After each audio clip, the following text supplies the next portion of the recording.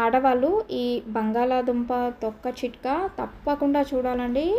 చాలా ఉపయోగపడుతుంది. Hello friends, welcome to Andhra kitchen. బంగాళాదుంపని వాడుతూనే ఉంటాము, అయితే ఆ తొక్కని మాత్రం పడేస్తూ ఉంటాము. అయితే మరి మీరు ఈరోజు తొక్కతో చాలా రుచికరమైన రెసిపీ అనేది చేయొచ్చండి. ఆ రెసిపీ ఏదో ఇప్పుడు వీడియోలో చూసేద్దాము. అందుకోసం ఇక్కడ నేను బంగాళాదుంపని వేయించుకోవాలనుకుంటున్నానండి. అయితే ఆ తొక్కని కూడా పడేయకుండా ఈ విధంగా తొక్కని కూడా చక్కగా తీసి పక్కన పెట్టేసుకుంటున్నాను. ఇప్పుడు ఈ బంగాళాదుంప పీల్ని మనం ఒక గిన్నెలోకి తీసుకుందాము. గిన్నెలోకి తీసుకున్న తర్వాత కనీసం 3 లేదా 4 సార్లు బాగా శుభ్రంగా కడగాలండి.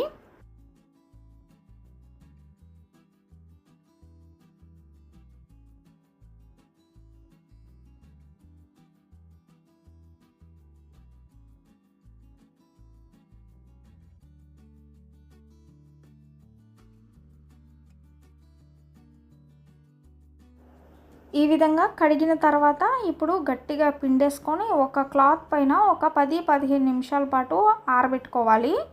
ఎలాంటి తడి లేకుండా ఆరబెట్టుకోవాలండి. కొంచెం సేపు ఆరబెట్టుకున్న తర్వాత వీటిని కట్ చేసుకోవాలి. మీరు కావాలంటే మనం తొక్క అనేది మనకి కొంచెం వెడల్పుగా వచ్చింది కదా, అలానే వెడల్పుగా ఉన్న పీల్తోనే రెసిపీ అనేది తయారు చేసుకోవచ్చు, లేకపోతే ఇలా సన్నగా అయినా కట్ చేసుకోవచ్చు. నేనైతే ఇక్కడ ఈ విధంగా సన్నగా కట్ చేసుకున్నానండి. ఇప్పుడు స్టవ్ ఆన్ చేసుకొని బాండీ పెట్టేసుకొని బాండీలోకి నూనె వేసుకోవాలి. నూనె కాగిన తర్వాత ఇప్పుడు మనం కట్ చేసుకున్న ఈ ముక్కల్ని మనం నూనెలో వేసుకొని వేయించుకోవాలి. చాలా అంటే చాలా రుచిగా ఉంటుందండి ఈ రెసిపీని.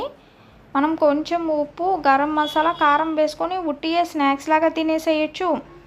అంతేకాకుండా అన్నంలో కలుపుకొని తింటే మాత్రం మనకి దొండకాయ వేపుడు ఏ విధంగా అయితే ఉంటుందో ఆ విధంగా ఉంటుందండి. చాలా ఇష్టంగా తింటారు.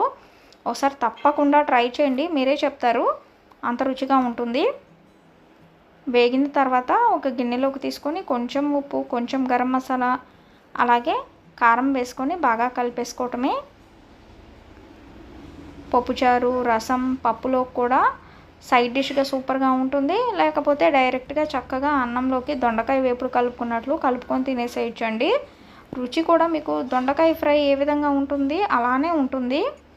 మరి మీ అందరికీ బంగాళాదుంప తొక్కని పడేయకుండా తయారు చేసుకున్న ఈ రెసిపీ వీడియో కనుక నచ్చినట్లయితే ఈ వీడియోని లైక్ చేయండి, షేర్ చేయండి. మరిన్ని వీడియోస్ కోసం మా ఛానల్ని సబ్స్క్రైబ్ చేయండి. Thank you for watching.